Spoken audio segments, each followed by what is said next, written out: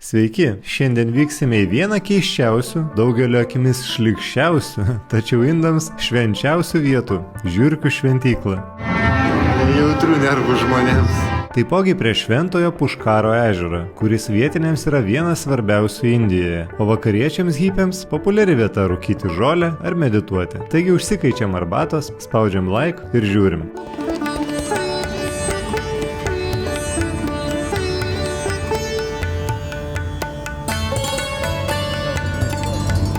Na dabar laikykitės. Kaimo vietovėmis vykstame link vienintelės tokios pasaulyje Karni Mata šventyklos. Ši vieta tikrai nejautriems švaros mėgėjams.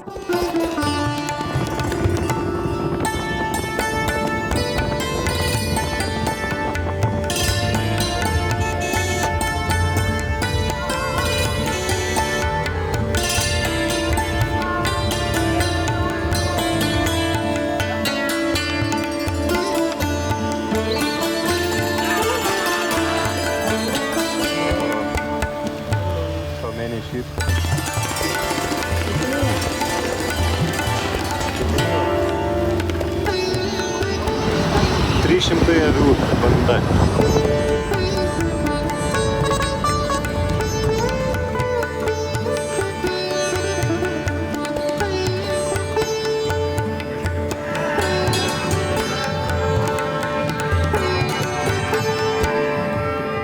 Tiesiog kur eini, visur laksto žiurkės. Turbūt jautrių nervų žmonėms. Nėra, tiesą sakant, labai malonu vaikščioti, einu su kojinėm, batus liepenas, kad tikrai basas čia neičiau. Šventykla, kurioje karaliauja 20 000 žiurkių, labai gerbiama vietos gyventojų. Ji buvo pastatyta 16 amžiuje hinduistų dievams garbinti. Šventyklą Čaran kastos žmonės statė apie 50 metų. Kastai priklauso dauguma kūrėjų, rašytojai, maharadžų dainininkai ir panašiai. Legenda byloja, jog tūkstančiai žiurkių gyvenančių šventykloje, tai Čaran kastos žmonės tik kitų pavydalų. Jei šventykloje nudvėsė žiurkė, tai reiškia, kad Čaran kastoje kažkam gimė kūdikis. Ir atvirkščiai, jei Čaran kastoje mirė žmogus, vadinasi šventykloje gimė dar viena žiurkė. Tai pagrindinė šios šventyklos egzistavimo filosofija. Tokiu ratu ir sukasi visas gyvenimas šioje ypatingoje vietoje. Vietiniai gyventojai labai gerbė žiurkės, aukoja joms maistą, šeria saldumynais, girdo pienu, šeriamos grūdais ir kokoso gabalėliais. Neretai tikintieji geria ir valgo tą patį maistą ir iš tos pačios lėkštės kaip ir žiurkės.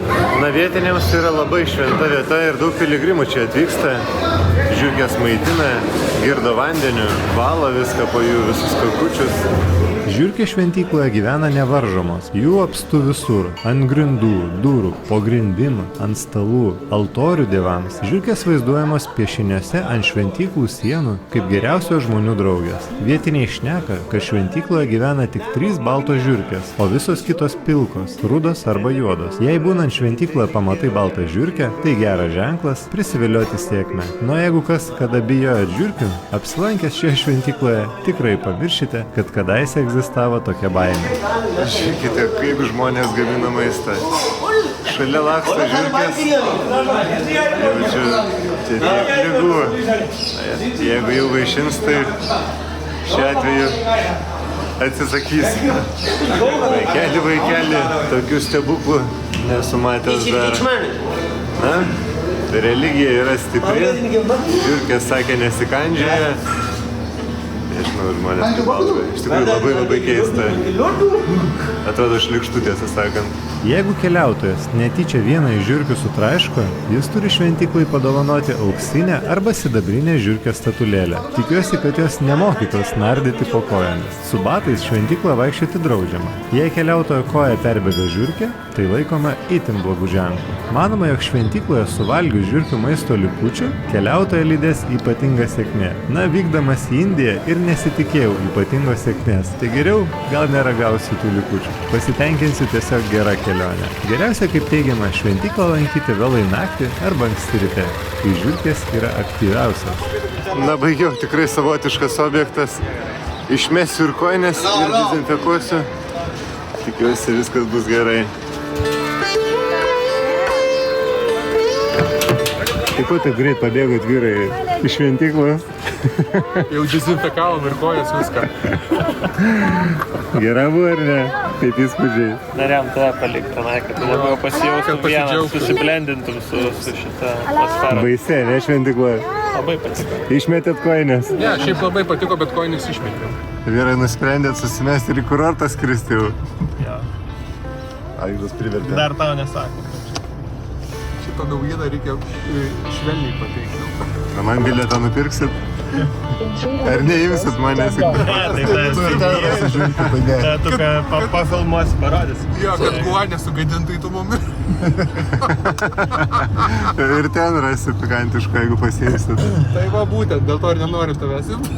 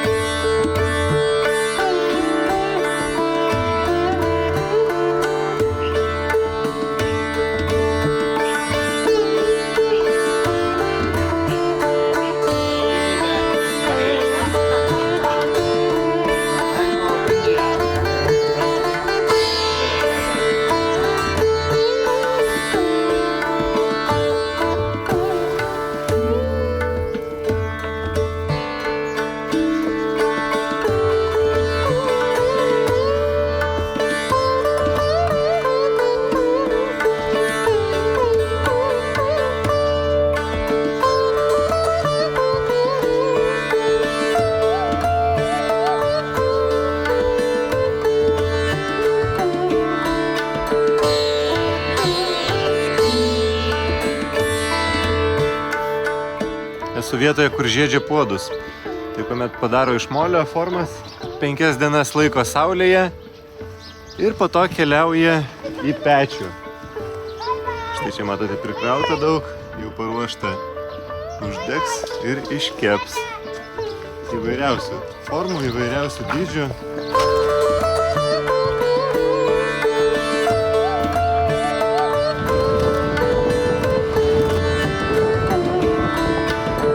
Esu Puškaro mieste ir štai naujas viešbutis. Nelabai gražus, vadinasi 7 danguje. O taip, restoranas priima užsakymus iš recepcijos maiše.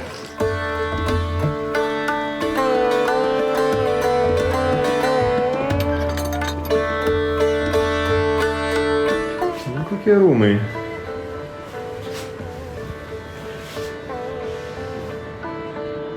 €25 nakčiai.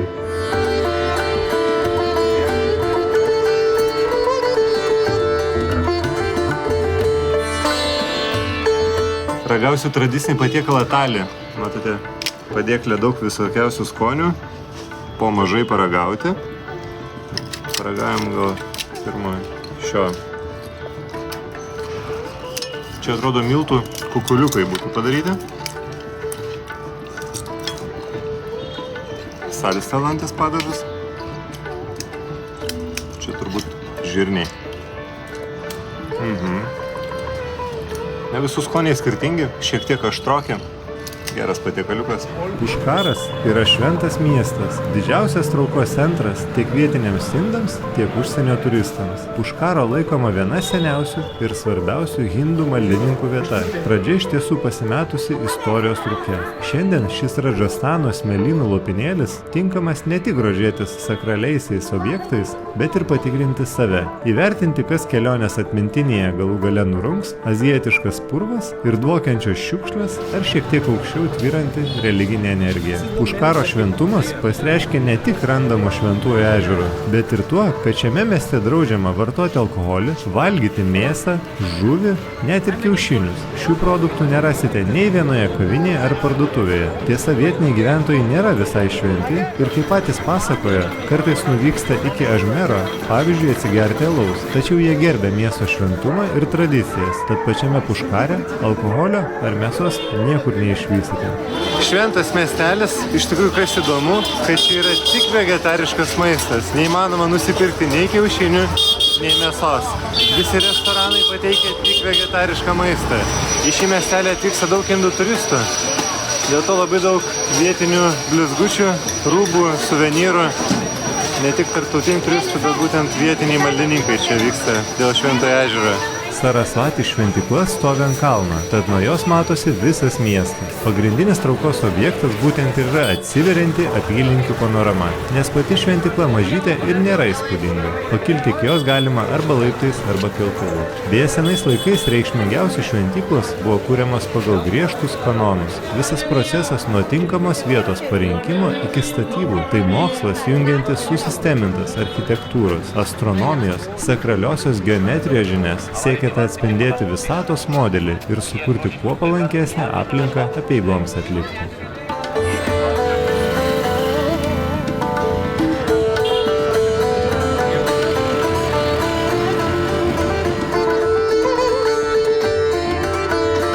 Galima pasivažinėti safarį su kupranugariu.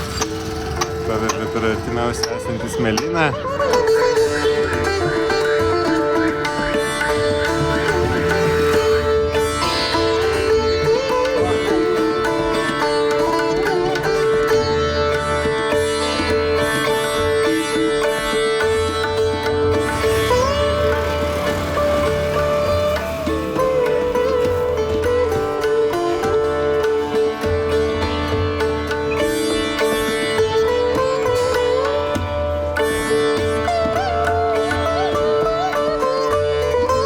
Puškare stovi viena iš nedaugelio dievo Brahmos, kuris laikomas visatos kūrėjų šventykla. Pasak legendos, dievas Brahma buvo prakeiktas savo žmonos, dievaitės Sarasvatė, nebūti garbinamu niekur kitur, tik Puškare. Brahmo šventykla išsiskiria savo spalvom, kraujo raudonumo stogu ir ryškiai mėlynom kolonom. Nors apskritai turiu pripažinti, didelio įspūdžio nepalieka, nors įėjimą į šventyklą nemokamas, vietiniai randa įvairių būdų pasipelnyti. Pavyzdžiui, renka pinigus už batų pasaugojimą, mat į šventyklą reikia eiti basomis.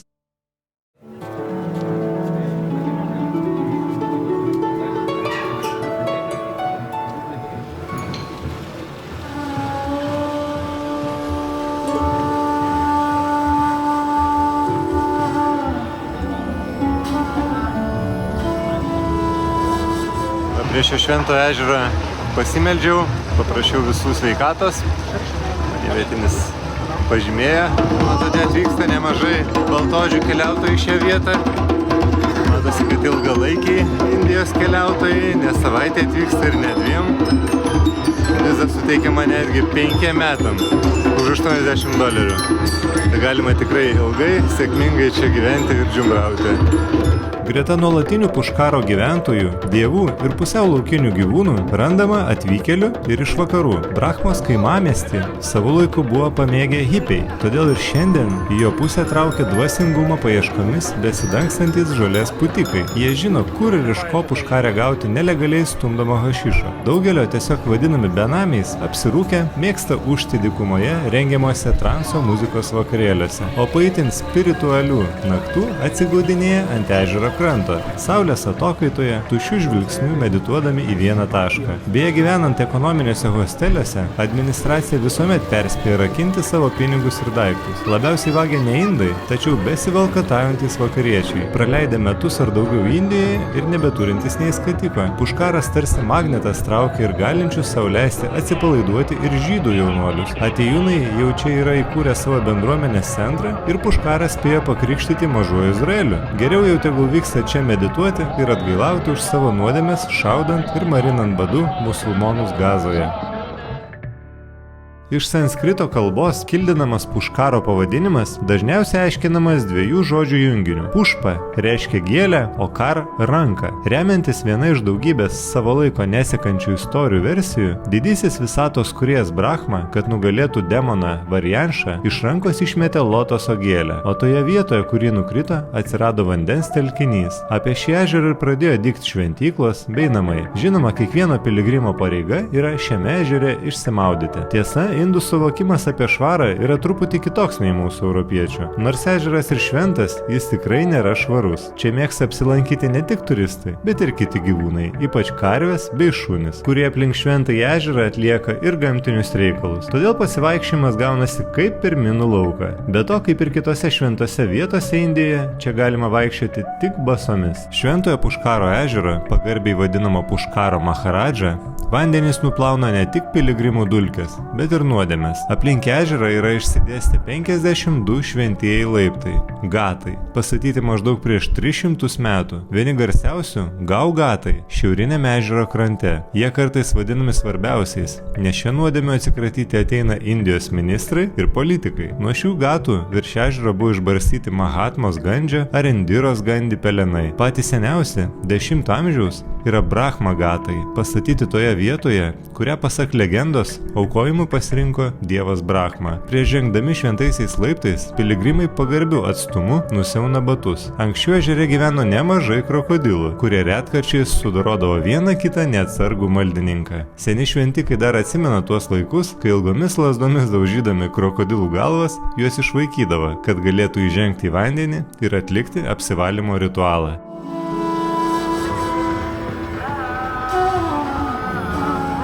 Šioje vietoje negalima vaikščioti su batais. Sakė, prie vandens būtinai nusiauk, nes labai šventa.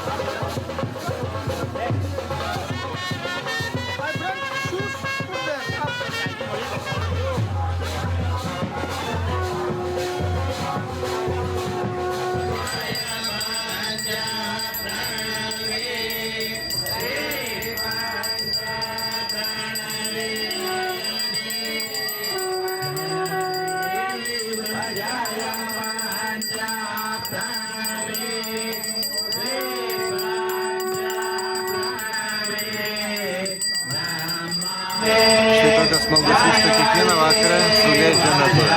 Labai daug vietinių prisirenka, degina žvakes, smilkalus. Iš tikrųjų tikrai jaučiasi, kad ežeras šventas. Labai daug piligrimų, labai daug pasimeldžiančių žmonių.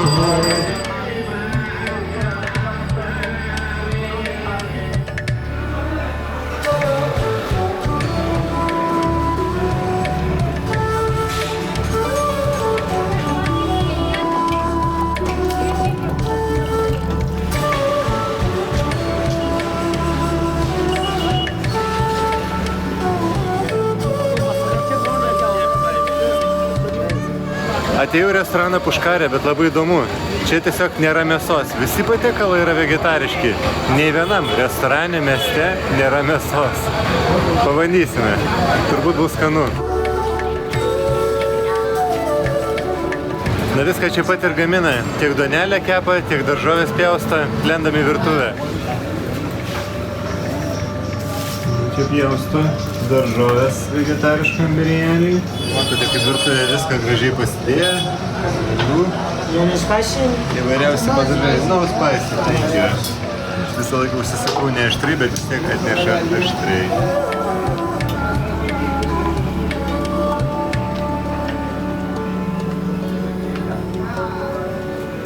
Žiūrėt, kai pamačiau žiurkių šventykloje 20 000 žiurkių ir kuomet gamina valgyti, jos lenda iš lėkščių viską ima, tai čia kaip uodai guli ant grindų, tai kažkaip nebejauku.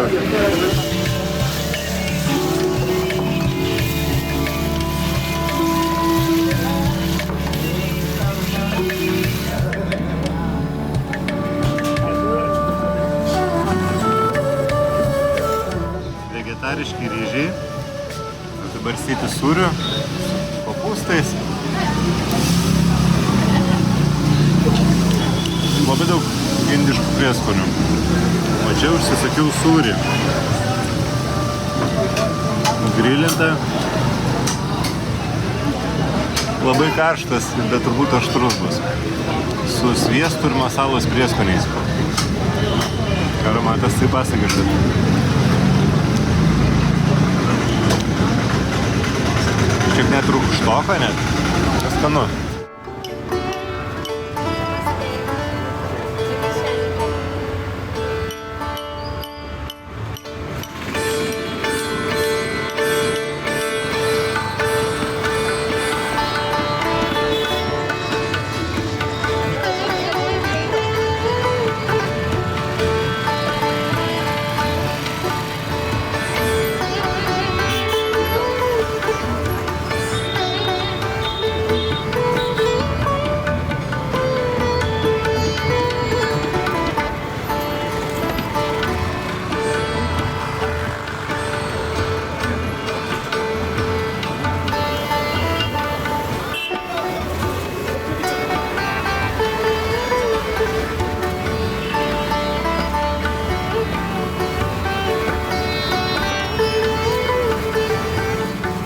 Gatvinio maisto, tačiau viskas kepta aliejuje.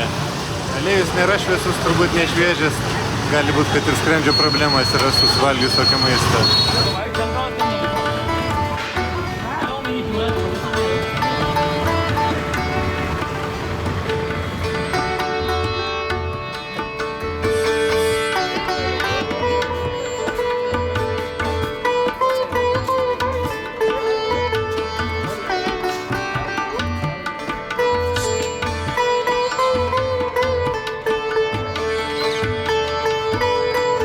Atėjau į didelį parką, kuriame labai daug beždžionių.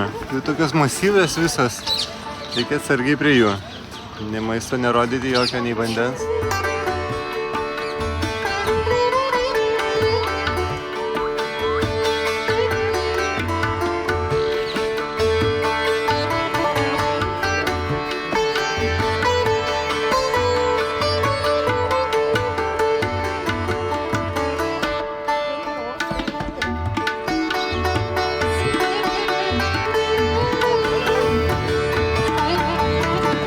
Labai įdomus parkas. Tiek pastatai, tiek medžiai, tiek gyvūnė beždžionės. Viskas kaip iš Mauglio filmuko.